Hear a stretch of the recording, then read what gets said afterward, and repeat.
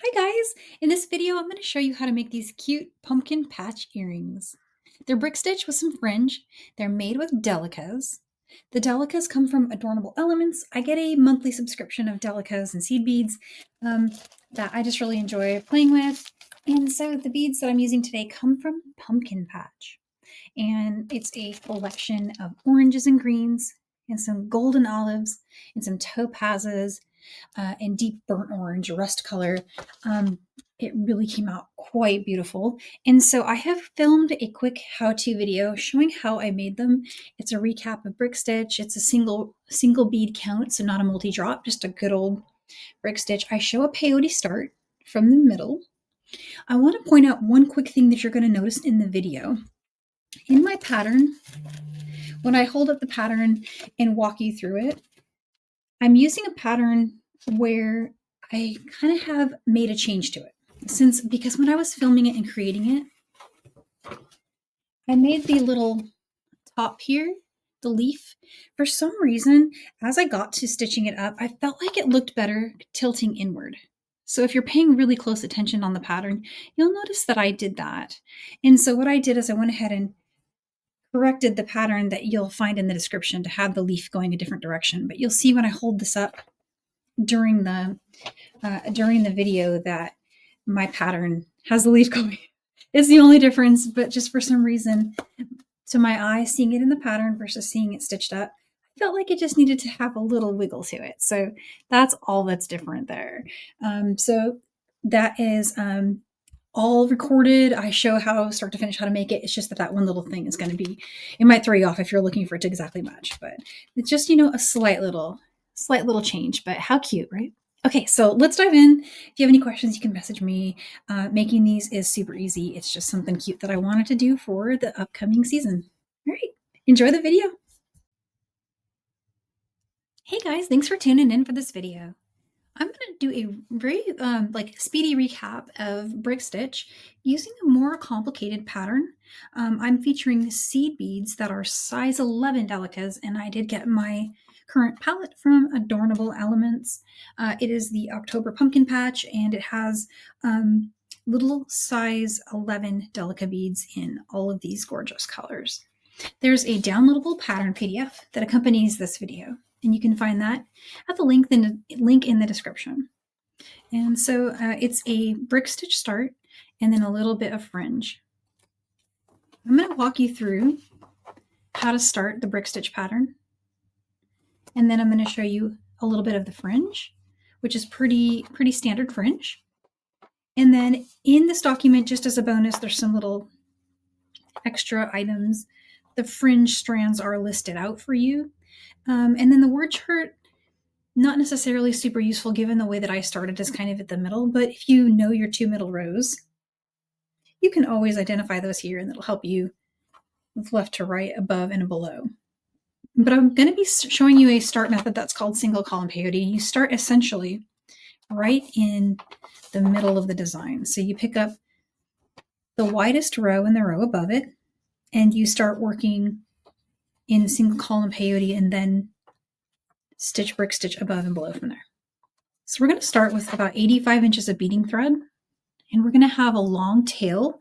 I usually leave like more than half of that behind as a tail because it's going to need to be completing the bottom of the brick stitch pattern as well as all of the fringe. But I always keep any working thread I have left here at the top for working fringe in case I run out. So I did get there with 85 inches when I made my original sample. So I think that will cover you. So what you'll want to do is, to get started, I'm going to flip these over and show you basically the color names on each side. And those are in this legend. Let me show you really quick. Last page of the document has all of your colors in a legend. So I'm going to lay these out in order of A through F.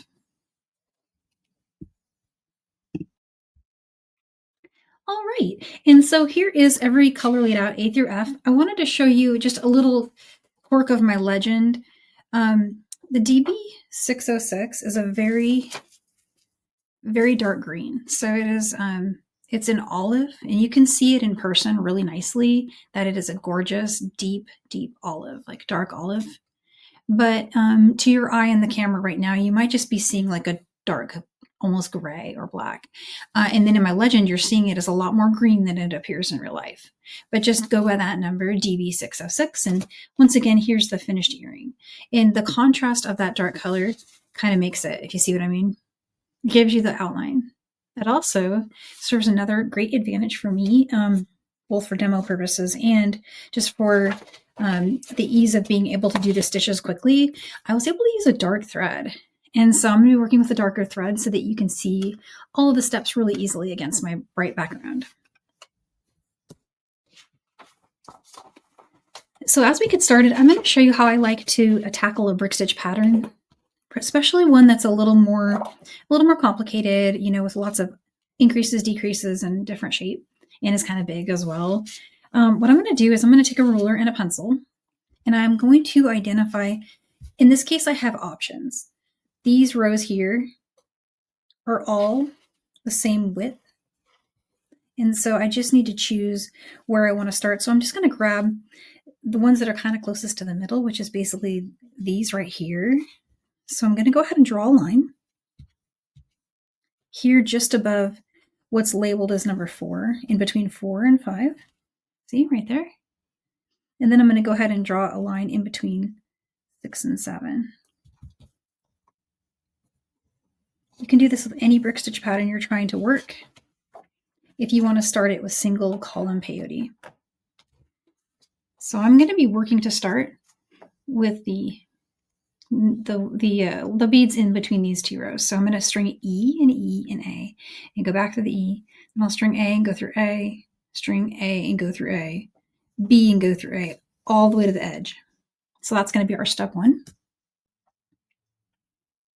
So here, starting with 2E and 1A according to the pattern.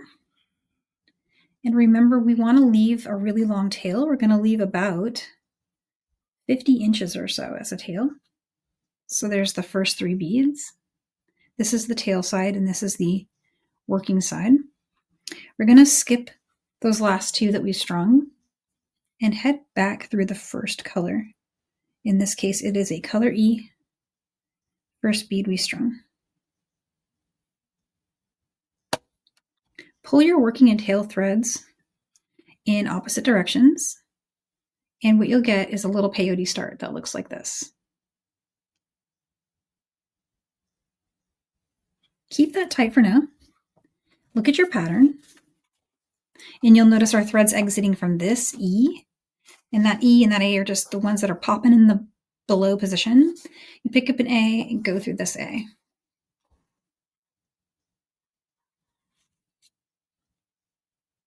So I just need to make sure it's in the right direction. You want to make sure you're going through the bead that is the color A, which is our bright silver lined orange. And sometimes when you do this step, it can get a little loose on you. So you can tighten both sides and make sure that they're both tail and working side pretty tight. And just continue in this convention to finish that entire row of beads. It's going to be another color A.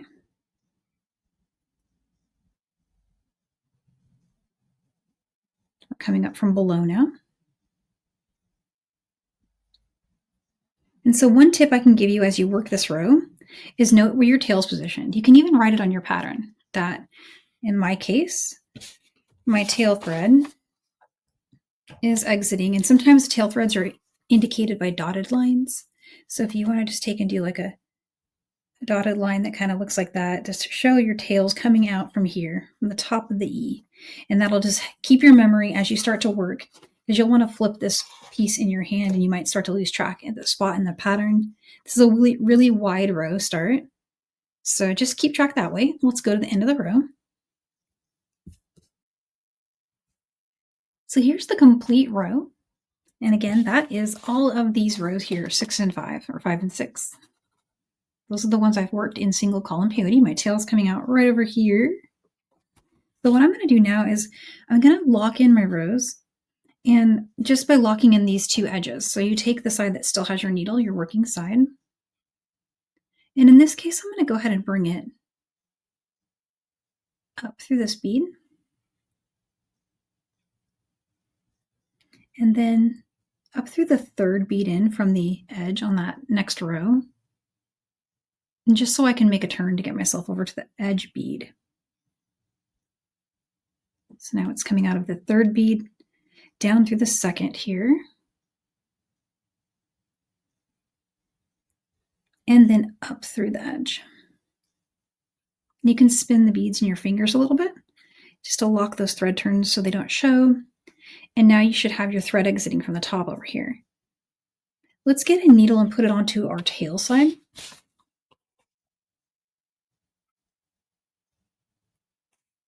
And remember, it's going to be a really long tail. This is going to become the rest of our brick stitch from the bottom as well as our fringe.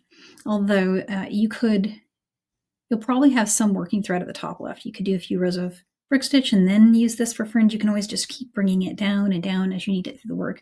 And I'll show you that as we go. For now, just pop a needle onto that tail side and bring it down through the adjacent bead here.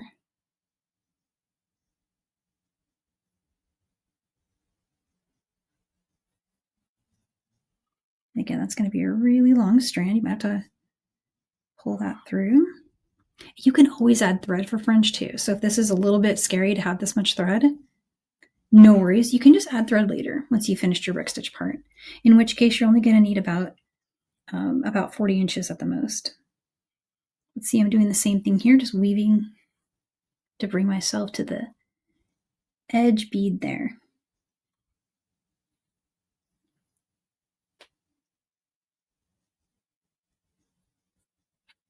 All right, and so one quick little important note for our pattern really quick. We just moved our tail position. It served the purpose of when we do this row of brick stitch, we're going to want this side to be tight. When we go under the thread bridge, we don't want it loosening up all that work. And that happens with the single column start. So sorry, just bringing that down a little bit. What I'm going to do is move my tail.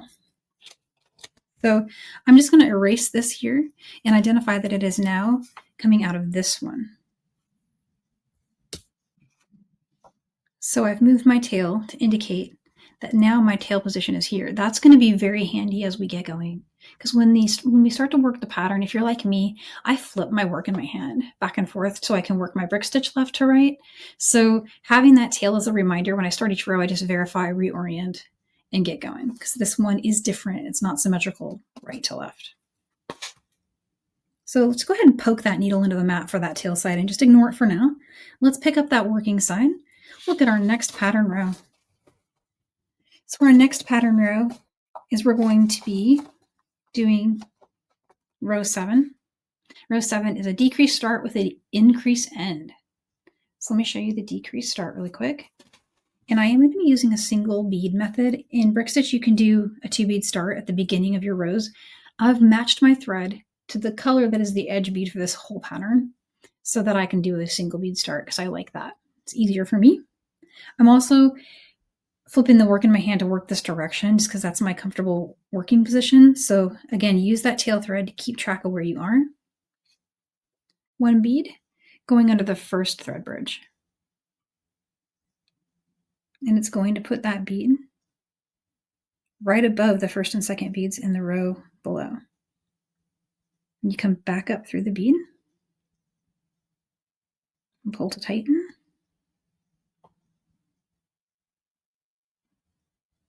And so it should sit just like that. Our next bead in the row is a color A. So pick up a color A and go under the next thread bridge. And they can be a little hard to see. There we go.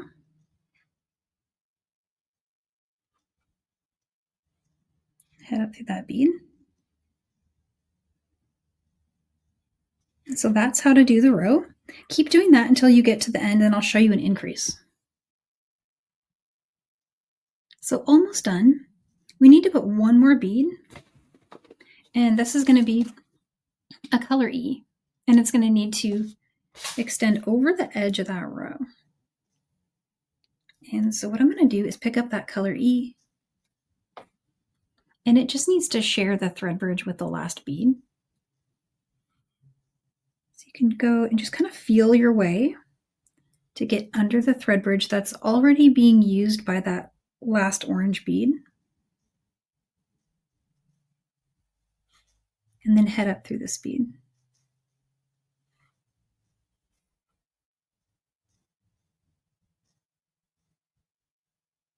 And so it's already probably going to pop into place pretty nicely for you, but if it doesn't, take your thumbnail and hold just above those beads and just pull a little tighter. Don't go, too tight, because I think it does kind of make the end curl if you pull too tightly, but a good snug finish for that can't hurt.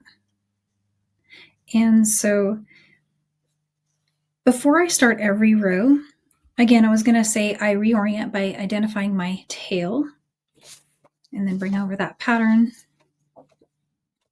And you see your tails here. So I know I just finished that bead. So I'm going to be starting and doing these rows. So this is another decrease, ends with an increase. And then the rest of these rows above are regular decrease rows until you get to here. So go ahead and do that, and then let's meet back here and we'll put on our wire guardian.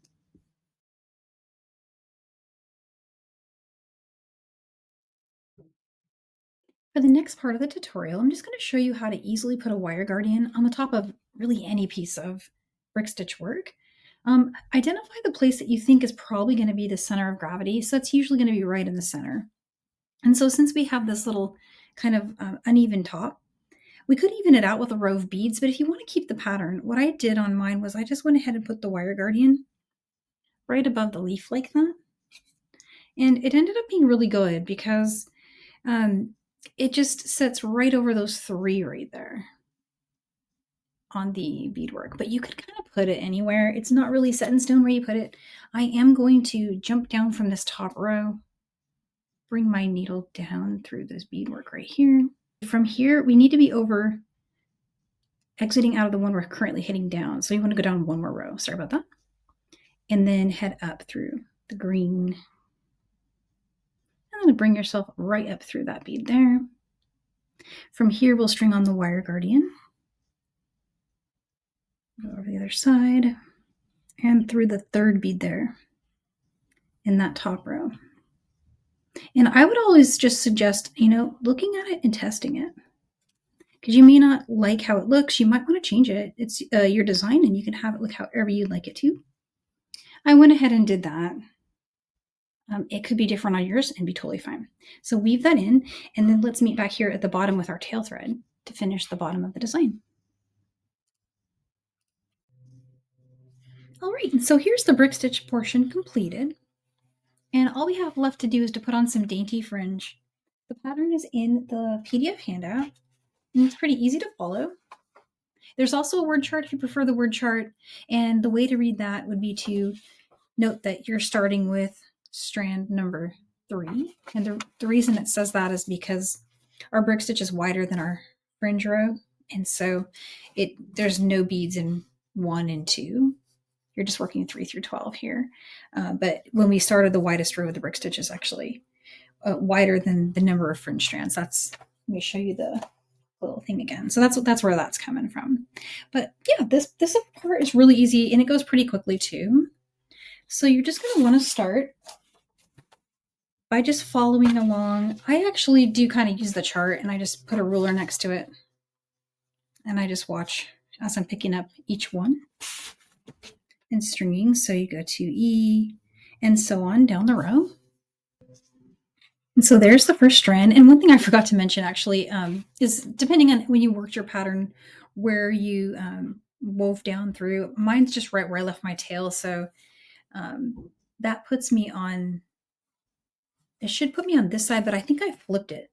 And so the good news is it's symmetrical. So 12 is the same as 3, 11 is the same as 4, and so on. So no matter which side you start, you're going to end up the same. And the 2 center strands are the same. So 7 and 8 are actually the same exact length. You have this cool little meet in the middle, which makes it look rounded.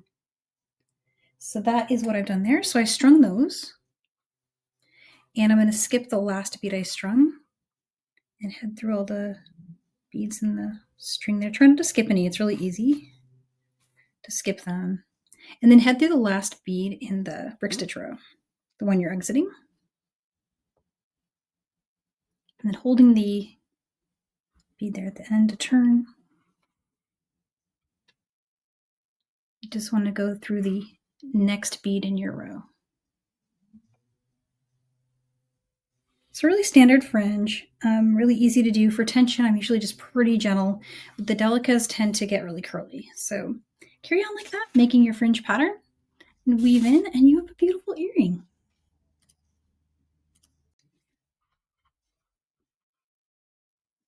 So there's my last strand of fringe. All I have left to do is weave in. To weave in, do something similar to what we were doing before, where you just bring your needle through some of the beads in the beadwork above. And mine is really tight for some reason. I've been trying to get my needle just to continue up through a few more beads here in the beadwork. Make a couple turns and then go ahead and trim. And then we're going to put a beautiful finding on from our findings pack that I also got from Adorable Elements. There it is. I'm just arranging on my mat really quick. I want to show you guys what's in the findings pack. So I'm going to be using these beautiful ear wires. There's 2 pairs that are in, actually, hang on, 3 pairs. 3 pairs of those.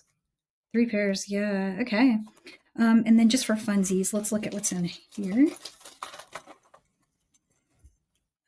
Oh, wow, really beautiful clasp. I need to do something with this. This is very pretty. I have more earrings planned with the 11-Os that were in my collection this month, so maybe I need to do something in addition to. Can you see these together? I can. That's beautiful. And then a toggle. And I believe this is some chain. Interesting. Look at that. That's pretty.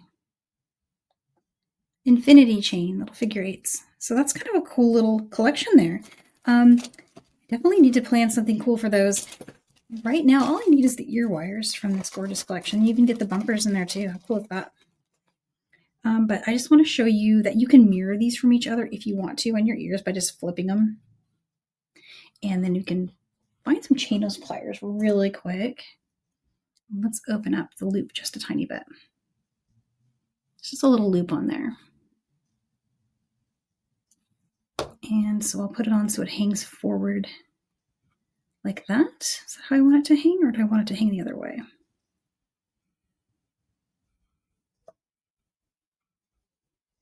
I think I like that. Okay, let's do that way. They're going to be on the same side on each ear. I'm just going to tap that closed. And there you go. Oops. There we are. Sorry about that. I wanted to show you the finished ones, but I keep flipping them. All right, so here I'm going to hold them up. Here's our pumpkin patch fringe. I'm going to go take a glamour photo and then write up the rest of the pattern directions and get those uploaded for you guys, get this video uploaded. I hope you had a great time learning this, and I'll see you for the next one.